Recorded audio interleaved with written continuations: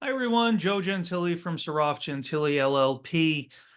Today I want to go through some of the considerations that people may have or should have if they're considering hiring an attorney to represent them in a dispute that involves life insurance or an annuity purchase. And so the first thing you're going to want to look at is the experience of the attorney. Life insurance products and annuity products can be pretty complex. They're not the type of things that you could look at and learn in a very short period of time. They just don't lend themselves to that level of simplicity. Litigation is also complex, particularly class action litigation. And, again, you're going to want to see that somebody has experience in this intersection with these complex financial products and with actually class action litigation or other kind of complex individual litigation. So myself, for instance, I have about, and my firm has about 20 years of class action litigation experience. We have experience specifically litigating in the life insurance realm. We've been involved in a bunch of class actions that have to do with the mispricing of universal life insurance.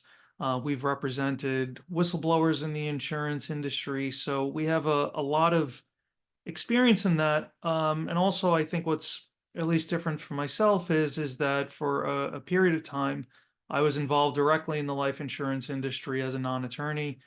I was securities licensed, so I have a familiarity with the products in the industry, not only from the perspective of a lawyer, but also from the perspective of somebody that worked directly in the industry.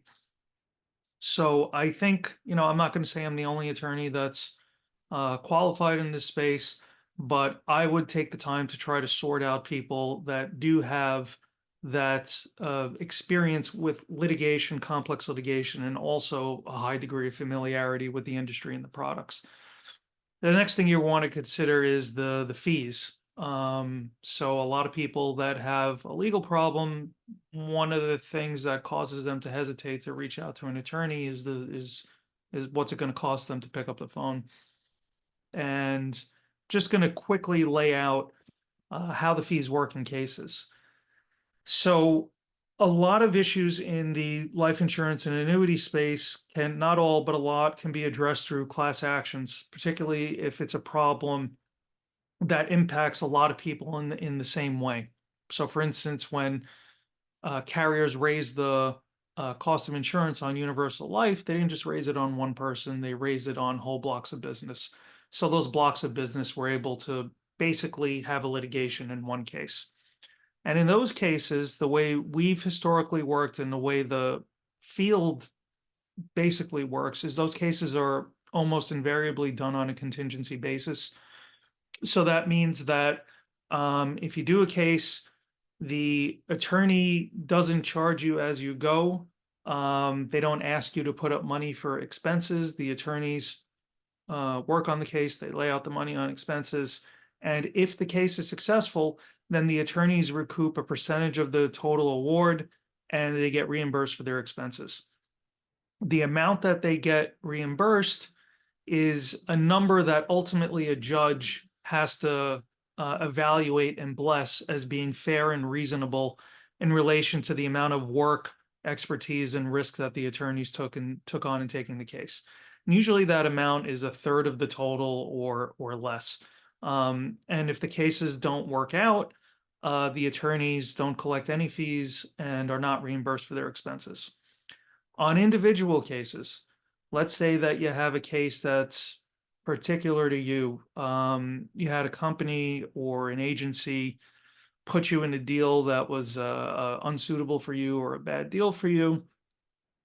If your damages are large enough, then sometimes it makes sense to hire an attorney and try to undo the deal or pursue damages.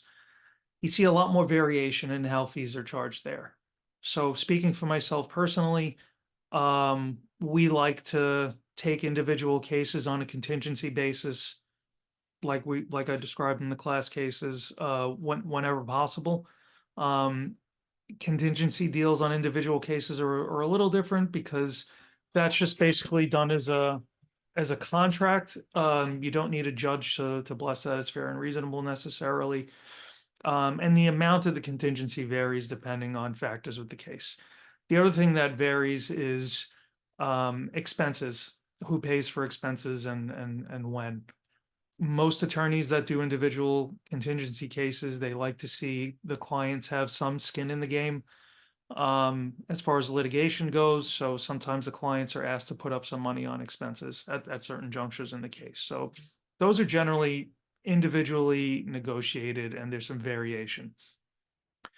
One thing that should be mentioned as kind of a asterisk with that is that most individual lawsuits for a life insurance sale or an annuity sale, those cases are going to take place either in state court or in federal court.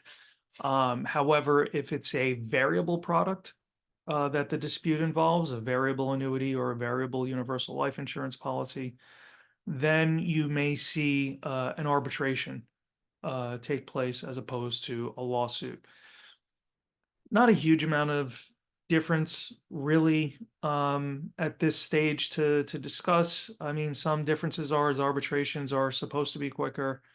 They're supposed to be a little more streamlined, less discovery, a little less stringent on rules around some issues like discovery.